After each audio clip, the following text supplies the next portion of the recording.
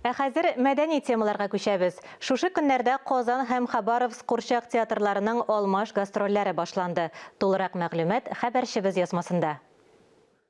Гастрольләр барышында ике театрда үзләренең сәхнәләрен, тамашачыларын, спектакльләрен алышалар. Ягъни үзләрен бүтән мөхиттә сынап, тикшереп карыйлар.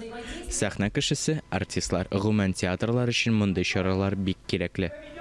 Bu gastrollar birinchidan ул алмаш gastrollar булуы белән үзенчәлекле. Безнең театр бүгенге көндә Хабаровскта, Хабаровск театры бездә. Шуңа күрә без Хабаровск белән сөйләштек һәм аларның да безнең Казан нубус турында бик күп ишеткәннәре булган һәм инде алар бик шатланып безнең тәкъдимне кабул иттеләр һәм хәзер белән безнең шул матур шәһәребездә алар бик сокланып, хозурланып йөриләр. Ә безнең кунакларыбыз Хабаровский өлкә курчак театры Казанда «Сказка о потерянном времени» әкияте белән гастрольләрен башлап җибәрде. Шулай ук яшь тамашачыны Козец һәм Елизованың «Дедушкины сказки», Федосейкинаның «Принцесса на горошине» әсәрләре көтә. Эти спектакли для семейного просмотра, для того, чтобы и школьники, и... Без күптән Казан белән алмаш гастрольләрне көттек. Һәм менә әлеге көн килеп тә җитте. Без Казанда булырга бик шатбыз һәм үзебезнең спектакльләрне казанлыларга тәкъдим итәргә әзербез.